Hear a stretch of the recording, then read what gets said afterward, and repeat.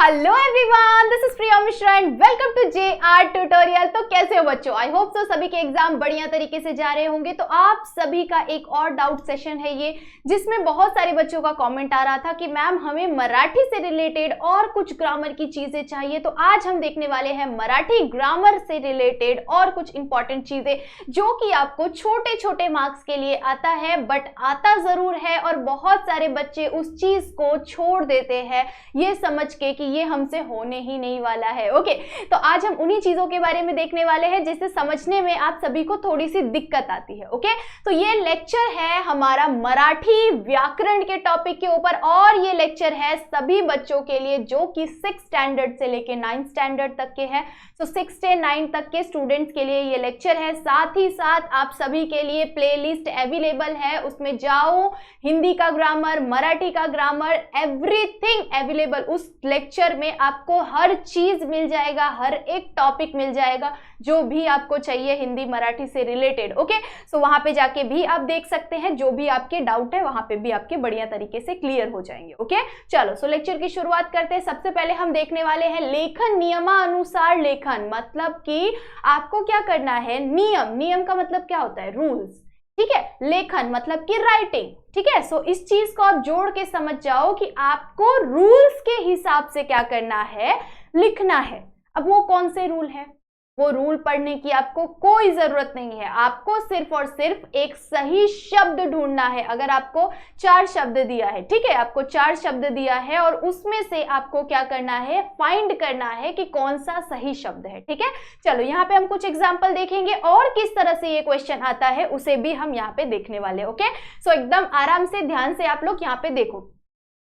Question आपको कैसे आएगा, अचूक शब्द ओळखा। क्वेश्चन क्या आएगा बच्चों आपको, अचूक शब्द ओळखा, मतलब कि गलत शब्द ढूंढो। ठीक है, अचूक शब्द मतलब हटा के जो सही शब्द रहेगा वो आपको क्या करना है, नीचे में लिखना है। ठीक है, सो आपको यहाँ पे क्या करना पड़ेगा, देखना पड़ेगा कि यहाँ हमें किस तरह से कौन कौन से शब्द दिए हुए हैं। यहाँ पे आपको 4 शब्द दिए हुए हैं। आई होप सो सभी बच्चों को बढ़िया तरीके से दिख रहा होगा। आशीर्वाद, ठीक है, अभी यहाँ पे मेन मोटिव हमें ढूंढना है कि आशीर्वाद किस तरह से लिखा जाता है। ठीक है, आप लोगों को पढ़ना तो आता होगा। ठीक है, आप 8th 7th 8th स्टैंडर्ड के बच्चे हो तो आप लोगों को थोड़ा बहुत तो पढ़ना आई होप सो सभी बच्चों को आता होगा। ठीक है, सो यहाँ पे हमें 4 तरीके से आशीर्वाद शब्द लिख के दिया गया है। अब आशीर्वाद हम कैसे बोलते हैं, उस चीज को उच्चारण करो, आप खुद से बोलो। ठीक है, आशीर्वाद, आशीर्वाद। ठीक है, तो आशीर्वाद इसमें से कौन सा सही हो सकता है? सभी तो सिमिलर दिख रहे हैं, है कि नहीं? तो ध्यान में रख लो कुछ डिफिकल्ट शब्दों को जिसे आपको लिखना आता है या फिर आप अगर आपने कभी नहीं देखा हुआ है तो उसका उच्चारण करो और फिर उच्चार में से कोई भी एक सही शब्द आपको ढूंढना है। सो इसमें से सही शब्द कौन सा आ सकता है? यहाँ पे हमें किस तरह से दिया हुआ है आशीर्वाद। देन सेकेंड शब्द देखो, यहाँ पे हमें किस तरह से आशीर्वाद दिया हुआ है। देन यहाँ पे भी और यहाँ पे भी। क्या यहाँ पे आशीर्वाद सही लिखा हुआ है? आशीर्वाद। ठीक है, यहाँ पे ये गलत लिखा हुआ है। आशीर्वाद सही है? नो, गलत है। ठीक है, ये गलत है पूरी तरह से। उसी के बाद ये वाला आशीर्वाद सही है? नहीं सही है। फर्स्ट वाला सेंटेंस हमारा क्या है? हमारा फर्स्ट वाला सेंटेंस ही सही सेंटेंस है। फर्स्ट वाला वर्ड, ओके, सेंटेंस नहीं, फर्स्ट वाला वर्ड ही सही वर्ड है। यहाँ पे हमें आशीर्वाद सही तरीके से लिख के दिया हुआ है, बाकी सारी चीजें, बाकी सारे जो भी है वो गलत तरीके से है। ठीक है, ठीक है, चलो सो यहाँ पे हमारा ये फर्स्ट वाला ये राइट हो गया। ठीक है, अब देन हम सेकंड वाला क्वेश्चन देख लेते हैं। सेकंड में भी हमें क्या दिया हुआ है? सुवर्ण, सुवर्ण। ठीक है, स्वर्ण शब्द आप सुन रहे हो तो स्वर्ण शब्द को आप खुद से बोल के ट्राई करो कि स्वर्ण शब्द किस तरह से लिखा हो सकता है, सुवर्ण। ठीक है, स्वर्ण। तो यहाँ पे हमें 4 तरीके से स्वर्ण लिख के दिया हुआ है। यहाँ पे किस तरह से दिया हुआ है, क्या ये सही हो सकता है? नहीं, इसमें ये वाली मात्रा गलत दी हुई है। ठीक है, छोटी ऊ की मात्रा आएगी, बड़ी यहाँ पे दी हुई। ठीक है, तो ये भी गलत हो गया हमारा। देन यहाँ पे क्या दिया हुआ है हमें? यहाँ पे व के ऊपर र की मात्रा दी हुई है, तो ये इसका उच्चारण कैसे हो सकता है? सुवर्ण, सुवर्ण हो जाएगा। ठीक है, सो ये भी हमारा गलत हो गया। ठीक है, क्योंकि ये इसे हम क्या बोलते हैं? रो की मात्रा बोलते हैं। ठीक है, सो इस तरह से ये भी हमारा गलत हो गया।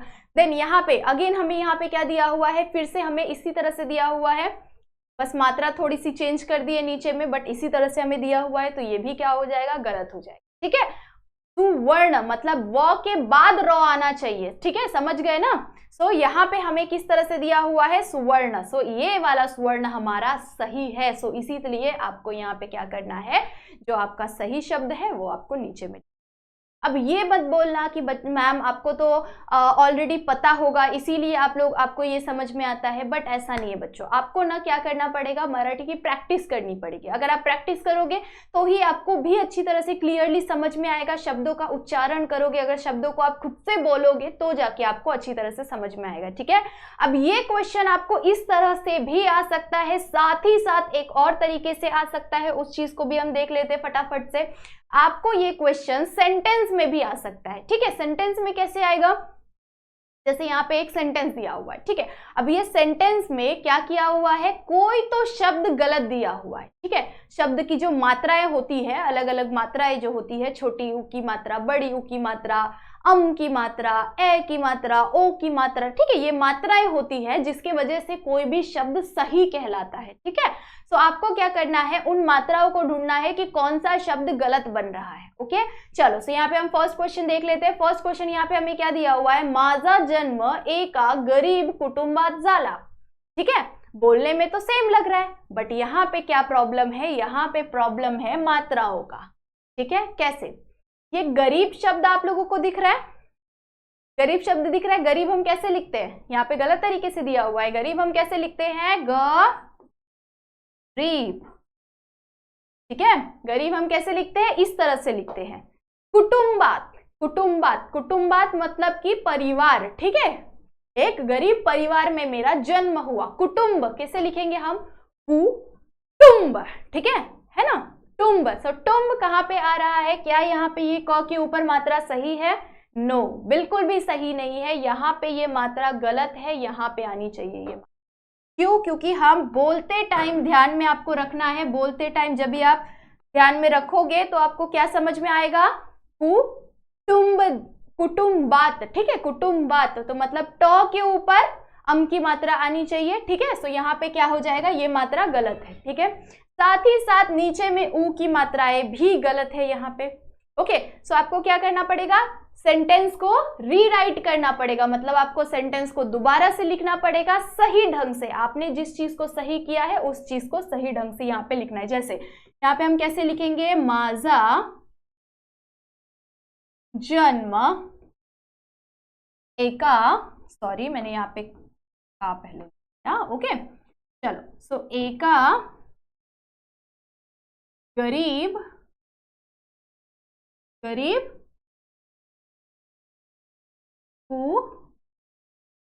कुटुंबात झाला। ठीक है, माझा जन्म एका गरीब कुटुंबात झाला, तो इस तरह से आप लिख सकते हैं। ओके, चलो अगेन हम एक और सेंटेंस देख लेते हैं। यहां पे हमें क्या दिया हुआ है, यहाँ पे हमें दिया हुआ है पहिला दिवस सुरळीत गेला, पहिला दिवस सुरळीत गेला। ठीक है, अब यहाँ पे आप क्या चीज ध्यान में रख सकते हैं कि अगेन आपको क्या करना पड़ेगा, सेंटेंस को देखना है, समझना है कि यहाँ पे कौन सी मात्रा है, किस शब्द की मात्रा गलत तरीके से दी हुई है। क्या दिवस हम इस तरह से लिखते हैं, दिवस में बड़ी ई की मात्रा आती है क्या, नहीं। दिवस हम कैसे लिखते हैं, दिवस हम इस तरह से लिखते हैं। ये चीज तो आप बचपन से देख रहे हो तो तुरंत माइंड में क्लिक होगा, नहीं नहीं ये दिवस शब्द तो गलत है, हमें सही तरीके से लिखना है। ठीक है, तो एक शब्द हमें यहाँ पे मिल गया।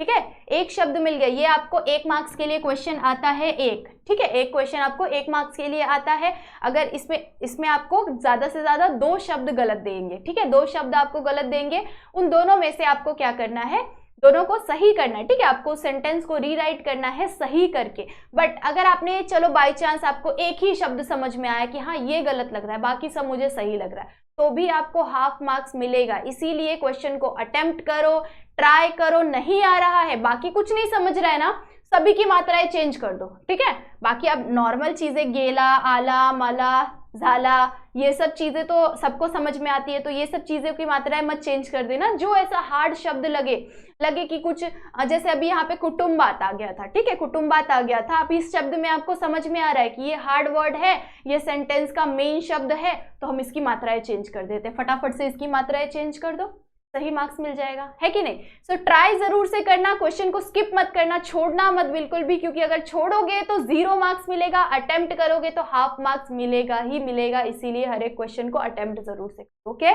चलो सेकंड क्वेश्चन देख लेते हैं। सेकंड क्वेश्चन में हमें किस तरह से दिया है, अभी मैंने आप लोगों को क्या बताया कि कितने क्या करना था हमें, हाँ, दिवस। दिवस हमने देखा कि दिवस हम किस तरह से लिखते हैं, और यहाँ पे हमें किस तरह से लिख के दिया हुआ है, तो मतलब दिवस शब्द गलत है। चलो दोबारा से लिखे सेंटेंस को, पहिला, ठीक है, पहिला तो सही तरीके से दिया हुआ है, पहिला दिवस, पहिला दिवस। अब आगे यहाँ पे क्या दिया हुआ है, सुरित गेला, सुरित गेला, यहाँ पे ये मेन शब्द है, ठीक है। अब यहाँ पे हमें नहीं समझ में आ रहा है तो भी हम क्या करेंगे, तो हम इसकी मात्रा चेंज कर देंगे, मतलब कि सु में जो ये मात्रा दी हुई है ऊ की, इस तरह से उसे हम क्या करेंगे, उसे हम कर देंगे इस तरह से, ठीक है। तो सुरित में छोटी ऊ की मात्रा आती है, सो इसीलिए हमने यहाँ पे इस तरह से लिखा, ठीक है, सुरित गेला। ओके, मुझे पता था, बट अगर आपको नहीं पता रहेगा आप क्या करोगे, तुक्का मार के भी ट्राई करोगे, वेलांटी चेंज कर दोगे, ठीक है। चलो, तो आई होप सो सभी बच्चों का ये चीज बढ़िया तरीके से क्लियर हो गया होगा। इस चीज में बहुत ज्यादा डाउट आता है, 10th स्टैंडर्ड को भी जब मैंने पढ़ाया था तो बहुत सारे बच्चों ने कमेंट किया था कि हमें इस चीज में बहुत ज्यादा डाउट आता है, तो आप लोगों का भी आई होप सो सभी का डाउट बढ़िया तरीके से क्लियर हो गया होगा। चलो आगे देख लेते हैं, कुछ और चीजों को देखना है हमें। चलो अभी आज हम सेकेंड टॉपिक, सेकेंड चीज हमारा क्या है जो आज हम देखने वाले हैं, शब्द समूहाबद्दल एक शब्द लिहा। शब्द समूहाबद्दल एक शब्द लिहा मतलब कि आपको एक सेंटेंस टाइप का दिया हुआ है, ठीक है। अच्छा मुझे एक चीज बताओ, मूवी बनाने वाला, मूवी बनाने वाले को हम क्या बोलते हैं, डायरेक्टर, है कि नहीं, डायरेक्टर बोलते हैं। अभिनय करने वाला, अभिनेता, है कि नहीं, अभिनय करने वाला मतलब कि परफॉर्मेंस करने वाला एक्टर होता है, ठीक है। गाना गाने वाला गायक होता है, नाचने वाला क्या होता है, डांसर होता है कि नहीं। तो इस तरह से क्या होता है कि इस तरह से हमें एक सेंटेंस दिया रहेगा, उसमें से हमें शब्द पहचान के लिखना है। पढ़ा लिखा न पढ़ा लिखा, न पढ़ा लिखा क्या होता है, अनपढ़ होता है, ठीक है। पढ़ा लिखा साक्षर होता है, ठीक है। सो इस तरह से आपको शब्द दिया रहेगा, आपको उसमें से एक शब्द निकालना, मतलब आपको एक शब्द उसमें से निकालना है, जैसे कि पढ़ा लिखा ना होना, अनपढ़, है कि नहीं। सो इस तरह से आपको आ सकता है, हिंदी में भी आता है, मराठी में भी आता है, ठीक है। चलो सो यहाँ पे देख लेते हैं हम। फर्स्ट यहाँ पे क्या दिया हुआ है, मेरे से जितना पॉसिबल हो सका मैंने उतने यहाँ पे लिख लिए हैं। आप लोग और ज्यादा ट्राई कर सकते हैं, और ज्यादा एग्जाम्पल्स ट्राई करोगे उतना ज्यादा आपके लिए अच्छा रहेगा, ठीक है। चलो आगे बढ़ जाते हैं। यहाँ पे क्या दिया हुआ है, लिखता वाचता येणारा, लिखता वाचता येणारा मतलब कि लिखना पढ़ना आने वाला को क्या हम बोलते हैं, साक्षर। क्या बोलते हैं हम उसे, साक्षर बोलते हैं, है कि नहीं। जो पढ़ा लिखा होता है उसे हम क्या बोलते हैं, साक्षर बोलते हैं। ये कलर ही नहीं दिख रहा आप लोग को, क्या colour, yellow yellow dirty fellow, चलो ग्रीन कलर ले लेते, ओके। चलो लिखता वाचता येणारा मतलब कि जिसे लिखना पढ़ना आता है वो क्या होता है, साक्षर होता है। सेकेंड, ईश्वर, ईश्वर आहे असे मानणारा, ईश्वर आहे असे मानणारा मतलब कि जो ईश्वर को मानता है, ऐसे इंसान को हम क्या बोलते हैं, ऐसे इंसान को हम बोलते हैं आस्तिक।